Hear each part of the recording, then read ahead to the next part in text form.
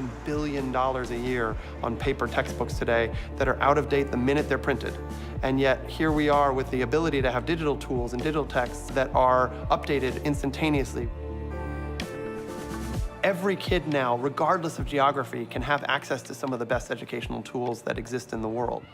And if we don't give every student the opportunity to learn things like computer science and really deep technology, we're in trouble because the rest of the world has figured that out and started to move ahead. Thank you so much for joining us. We're so excited. Welcome. So first off, I want you to pick up the phone and just power on the phone and click it in, and it's nice and tight.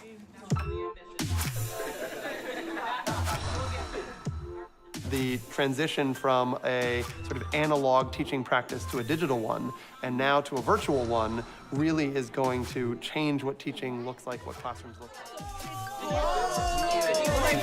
Oh my God! International Space Station is what you should see. The phone we already have in our pocket, a $100 headset device, are enough to give students experiences that they could never have dreamed just a few years ago.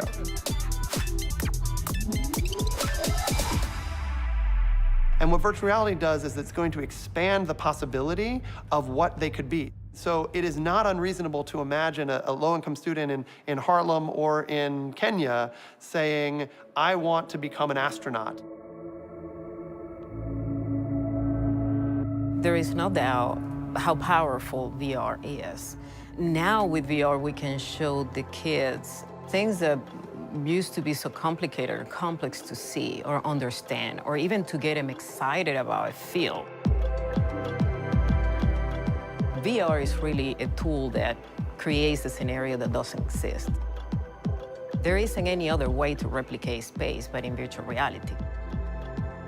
My role has been to develop the scenarios, procedures for the spacewalks, maintaining training, also supporting training here.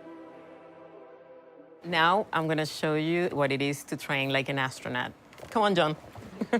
First, we're gonna put the gloves on, suit them up. VR will help in different areas.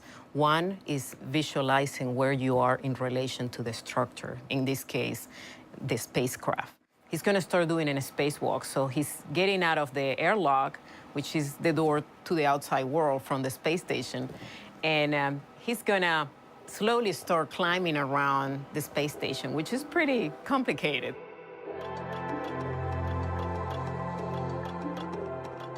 He's gonna have to go all the way around to the end of this.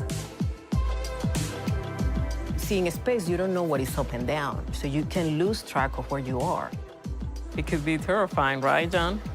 Yeah, when you're 200 miles up, your brain doesn't want you to let go. By training here, the astronauts, they feel more comfortable once they go out there. When they come back, the major thing they talk about is, well, how VR gave them more confidence. My ultimate goal is actually to have somebody, standing in a planetary surface and stream VR from there and show the kids what they're looking at. Technology in and of itself, I don't think really solves a lot of the educational problems we have. It's about being purposeful and finding the right fit.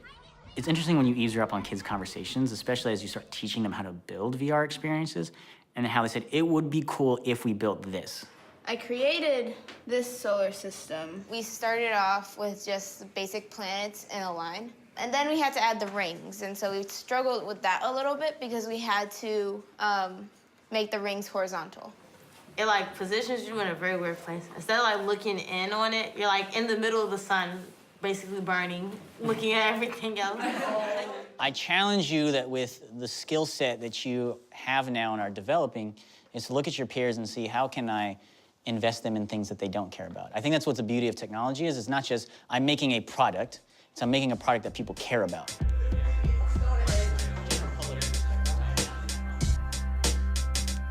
I imagine that VR is powerful for practice, for professional development, for content, but it does one other thing, which is it expands ambition. It expands opportunity, people's ability to imagine themselves in places they've never imagined themselves before.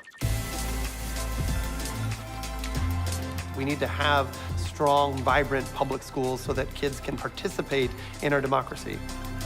And so I really hope that the new administration builds on the work that President Obama did to get schools the technological tools they need. I think that since virtual reality has no limit, then learning has no limit. Einstein, I like his quotes.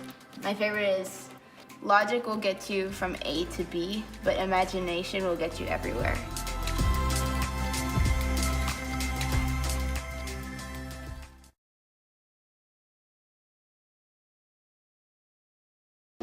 There isn't any other way to replicate space but in virtual reality. There isn't any other way to replicate space but in virtual reality.